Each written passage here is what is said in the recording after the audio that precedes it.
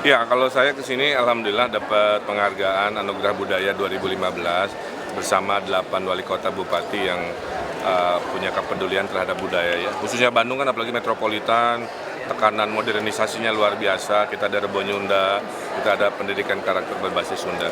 Nah, khusus untuk Hari Pers saya menyambut baik. Impian saya begini, yang membawa perubahan di negeri ini ada 4. Ada pemerintah, ada pebisnis, ada civil society, ada media atau pers ya begitu. Jadi kekuatan pers ini bisa menaikkan, bisa menjatuhkan luar biasa. Hati-hati dengan pena, hati-hati dengan pemberitaan, hati-hati dengan judul. Zaman sekarang orang baca judul isinya juga beda kadang-kadang kan. Nah itulah kita harus menggunakan pers ini sebagai alat untuk mendidik juga, tidak hanya menginformasikan.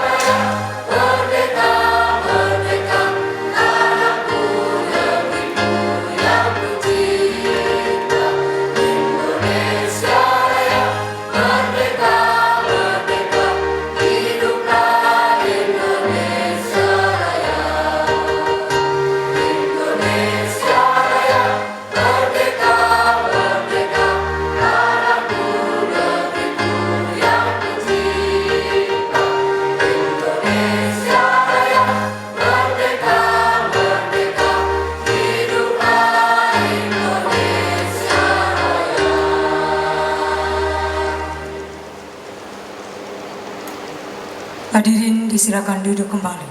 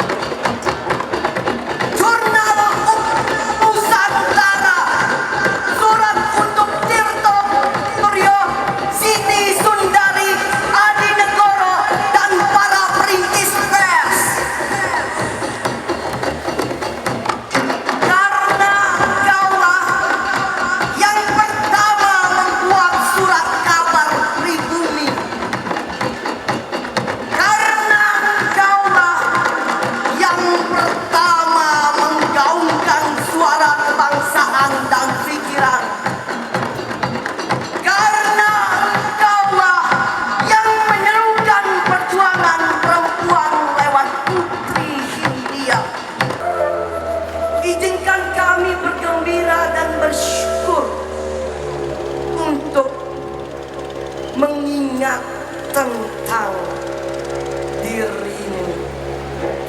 Hayya 'ala shalah.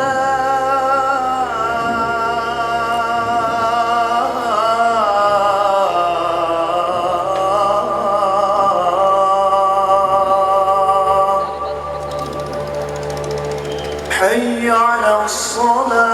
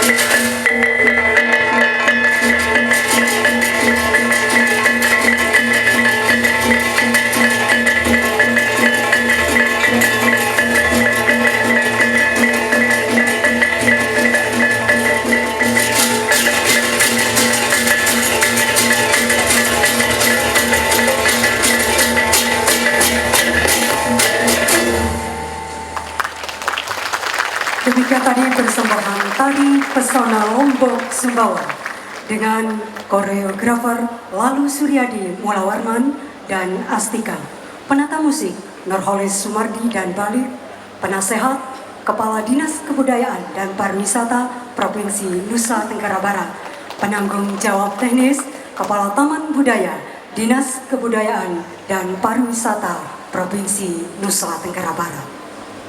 Untuk Bupati Wali Kota yang bertujuan untuk mengapresiasi dan menginspirasi Bupati Wali Kota di tanah air sebagai ujung tombak kebudayaan nasional di era otonomi daerah. Bapak Muhammad Ridwan Kamil, Wali Kota Bandung, Jawa Barat, berbasis modernitas dan aktualisasi tradisi dengan hubungan teknologi dan media sosial yang mengglobal. Jawa Timur, berbasis revitalisasi tradisi lokal dan mobilisasi kesadaran masyarakat lewat berbagai festival. Bapak Wilhelmus Foni, penjabat Bupati Belu, NTT, berbasis penegasan jati diri Indonesia di wilayah perbatasan Timor Leste dan Australia. Bapak Engkus Susmono, Bupati Tegal, Jawa Tengah, berbasis religiusitas dan pewayangan sebagai medium komunikasi pembangunan. Kepada Menko Pembangunan Manusia dan Kebudayaan Ibu Puan Maharani, mohon berkenan menyerahkan trofi kepada Bupati dan Wali Kota yang hadir.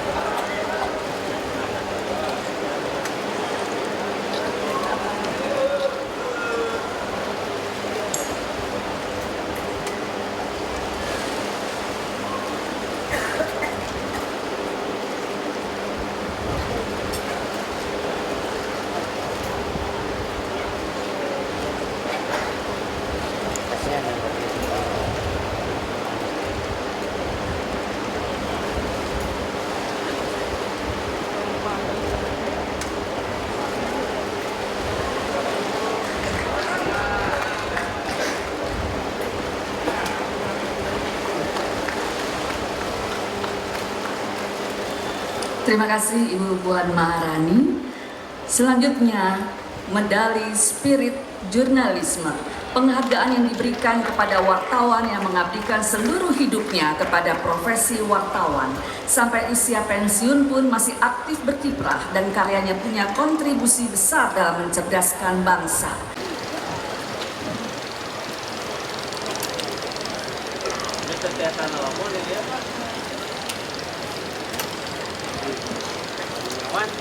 Bismillahirrahmanirrahim.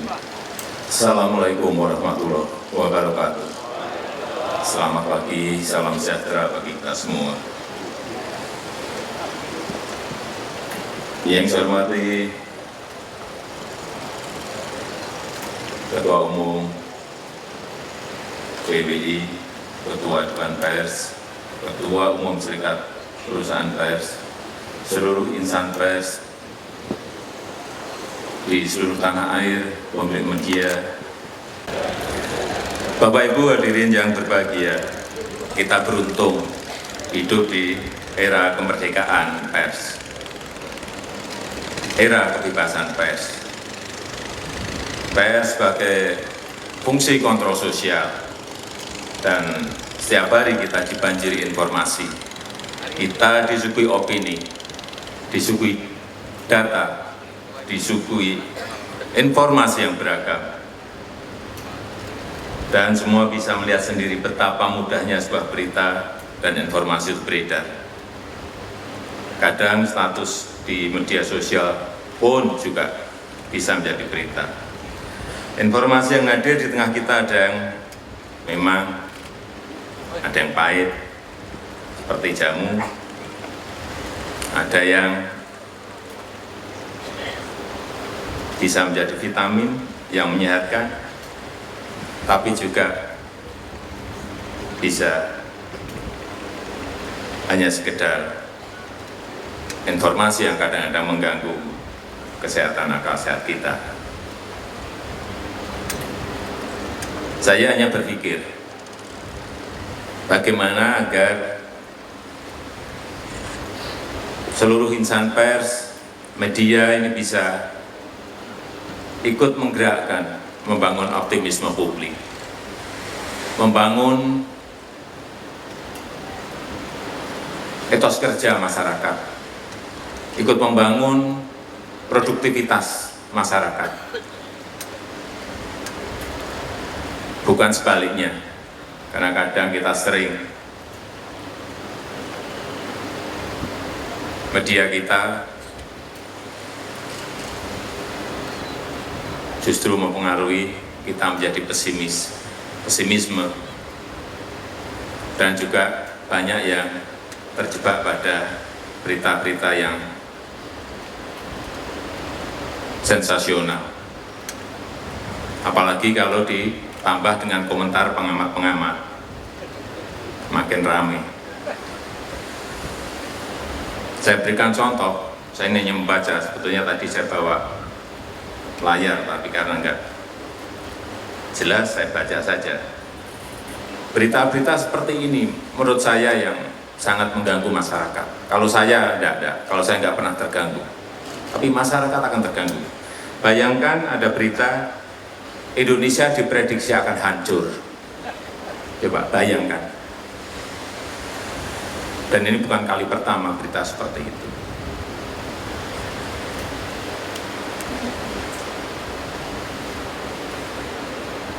Ada berita lagi, semua pesimis, target pertumbuhan ekonomi tercapai. Di situ memang ada kata-kata pesimisnya. Ada lagi, judul ini judul-judul saja yang saya baca. Pemerintah gagal, aksi teror tak akan habis sampai kiamat pun.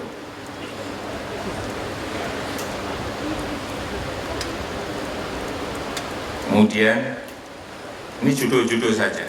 Kabut asap tidak teratasi, Riau terancam merdeka.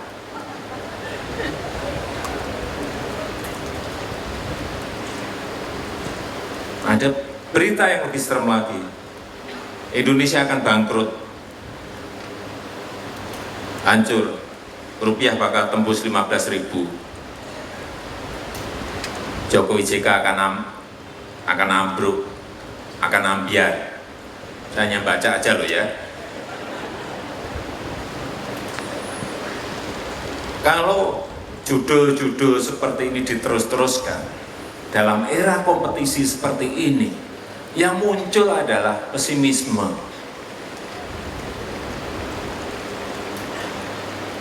Yang muncul adalah sebuah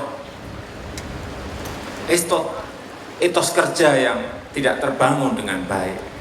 Yang muncul adalah hal-hal yang tidak produktif, bukan produktivitas. Pada seluruh insan pers di seluruh tanah air, saya berharap pers tetap dipercaya oleh publik sebagai pilar keempat demokrasi kita, dengan menghadirkan informasi yang jujur, yang akurat, yang objektif, dan selalu memberikan tempat pada suara, pada pemikiran, pada gagasan terbaik dari masyarakat. Selamat merayakan Hari Pers Nasional. Terima kasih. Wassalamualaikum warahmatullahi wabarakatuh.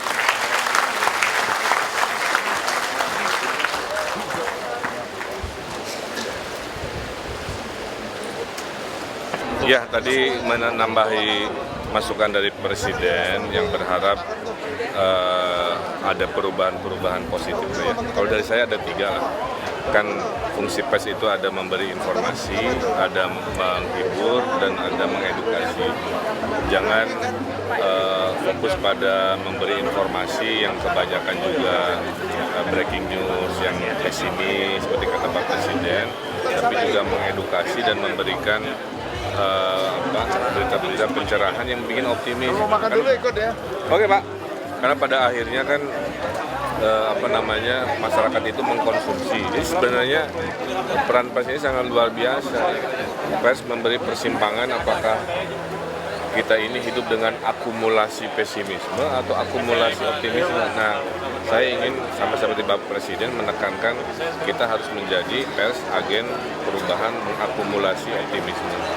Saya masih sering menemukan punten ya, judul-judul di berita online antara judul yang isi ternyambung. Kayak begitu. Ada yang judulnya bombastis kan begitu, karena ngejar rating supaya diklik atau dibaca. Saya kira nggak begitu. Nah, yang kedua, hubungan khususnya di Kota Bandung kita ingin optimalkan dengan sebaik-baiknya kan begitu ya. Makanya saya sudah instruksikan kepala dinas di Bandung jangan susah diakses.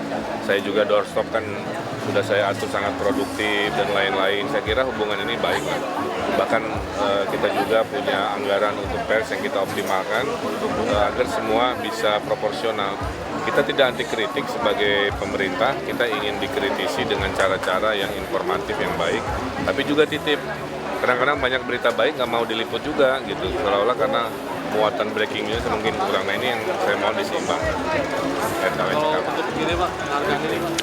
Ya ini penghargaan dari PWI terkait bahwa Pemkot Bandung serius dalam mempersiapkan kebudayaan, khususnya budaya Sunda sebagai strategi membangun di Kota Bandung. 2 tahun pertama memang strateginya kan Rebo Junda, alhamdulillah sudah populer. Nah tahun ketiga ini kita mulai dengan pendidikan karakter berbasis budaya Sunda. Itu akan di launching bulan April 2016 ini Pak? Ya, jadi nanti di sana sekolah-sekolah akan mewajibkan anak-anak untuk melakukan kegiatan-kegiatan berbasis budaya Sunda. Jadi populer dulu, setelah itu baru ke substansi. Mudah-mudahan di akhir jabatan saya, selain penampilan berbahasa juga budaya-budaya Sundanya bisa jauh lebih kokoh di era metropolitan Bandung yang tantangannya luar biasa. Salah satu contoh kecil seperti apa Pak? Salah satu contoh kecilnya itu kan pendidikan berkarakter Sunda itu selain Rebo Junda, nanti mereka akan wajib mengikuti ekstrakurikuler yang basisnya budaya Sunda gitu. Sehingga tiap orang di Bandung punya pilihan mengembangkan budaya sebagai bagian dari kewajiban mereka. Ada permainan, Ya, permainan, olahraga, kesenian dan lain-lain.